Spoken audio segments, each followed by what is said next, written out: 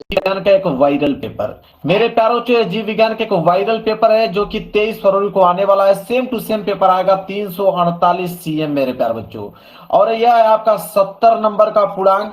तो आप देखिएगा 70 में कम से कम मेरे प्यार बच्चों आप लोगों के 65 नंबर बिल्कुल क्लियर हैं। जिनकी तैयारी नहीं हो पाई है मेरे प्यार बच्चों, इस पेपर को सॉल्व करके चले जाना, आपका 70 में 65 नंबर बिल्कुल कंफर्म हो जाएगा। अब 2026 बोर्ड का जब रिजल्ट आएगा मेरे प्यार बच्चों, तब आपका स्कोर रहेगा 95% प्लस।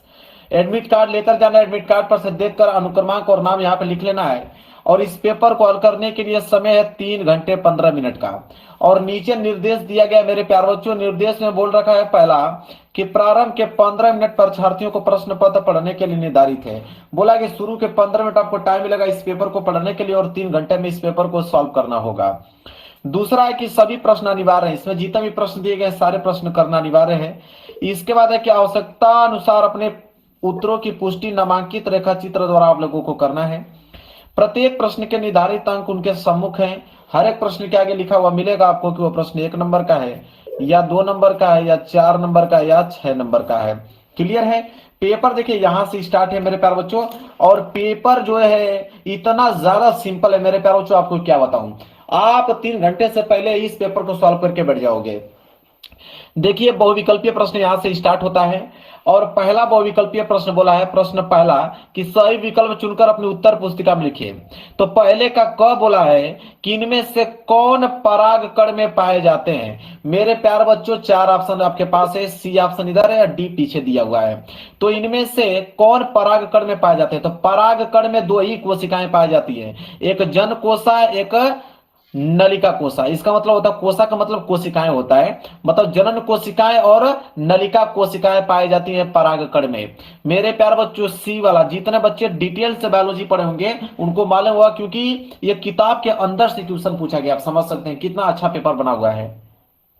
इसके बाद एक ख वाला प्रश्न देखिए क्या है। कह रहा है कि एक पराग कोश में परागधानियों की संख्या होती है। देखिए पराग कोश में परागधानियों की जो संख्या होती है मेरे प्यारों को 4 होती है। कितनी? 4 होती हैं। तो ए वाला इसका जो है बिल्कुल सही हो जाएगा। ग वाला है, कह रहा है कि जौ के 200 दाने बनाने के लिए कितने अर्धसूत्री विभाजन होने चाहिए। तो मेरे प्यारों जो कितने होने चाहिए? 250। 250 होने चाहिए। देखिए 1 नंबर का ये भी क्लियर हो गया। इसके बाद है घ वाला कि जन्मजात उपापचयी त्रुटि है। तो जन्मजात उपापचयी त्रुटि जो है मेरे प्यारे बच्चों, वो है आपका फिनाइल कोटोन्यूरिया। ठीक है, फिनाइल कीटोनूरिया मेरे प्यारे बच्चों। ए वाला ऑप्शन जो है बिल्कुल राइट आंसर हो जाएगा। तो यहां से आप लोगों का बहुविकल्पीय प्रश्न होता है समाप्त। यहां से आएंगे आपके निश्चित उत्तरीय प्रश्न, प्रश्न संख्या दूसरा। दूसरे का क है मेरे प्यारों बच्चों, एक एक नंबर के लिए डायरेक्ट आपको आंसर लिखना है यहाँ पे। जैसे बोला है कि टाइफाइड बुखार उत्पन्न कराने वाले जो सूक्ष्म जीव का नाम बताइए। तो टाइफाइड बुखार उत्पन्न करने वाले जो सूक्ष्म जीव हैं उनका नाम बताना है। वो है मेरे प्यारे बच्चों साल्मोनेला टाइफी। साल्मोनेला टाइफी मैं दिखा देता हूं, यहाँ पे लिख के लेके आऊं पूरा का पूरा सोल्यूशन। दूसरे का क क्या हो जाएगा? Salmonella typhi. क्लियर है? इंग्लिश में भी लिखा गया है। इसके बाद ख वाला है कि जीवाणु कोशिका में किस प्रकार का केंद्रक पाया जाता है। तो जीवाणु कोशिका में किस प्रकार का केंद्रक पाया जाता है मेरे प्यारे बच्चों? तो आदिम या अविकसित केंद्रक, जो कि प्रोकैरियोटिक प्रकार के होते हैं। यह क्लियर है? चलिए आगे देख लो। ग वाला है कि मांसल फल का एक नामांकित चित्र बनाना है। किसी भी एक मांसल फल का आप नामांकित चित्र बना सकते हो।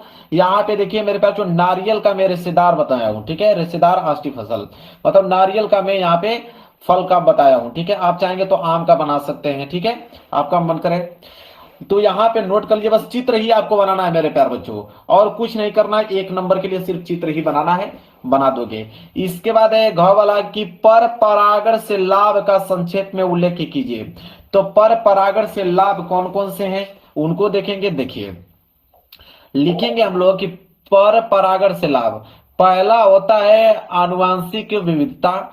लिखेंगे कि यह आनुवंशिक पुनर्योजन को बढ़ावा देता है, जिसके परिणाम स्वरूप अधिक आनुवंशिक विविधता वाले बीज बनते हैं। दूसरा होता है बेहतर अनुकूलन, परिणामी पौधे पर्यावरण के अनुकूल परिवर्तनों के प्रति बेहतर अनुकूलन दिखाते हैं। तीसरा होता है मेरे प्यारों, जो तीसरा लाभ होता है स्व बांझपन पर काबू पाना। मतलब इसका है कि यह स्व बांझपन, जब कोई पौधा अपने स्वयं के पराग से निषेचित नहीं हो सकता है, उसको दूर करने में यह मदद करता है। तो 3 लाभ बहुत है, 1 नंबर के लिए 3 लाभ इतना डिटेल में आपने लिख दिया तो एग्जामिनर तो पूरा का पूरा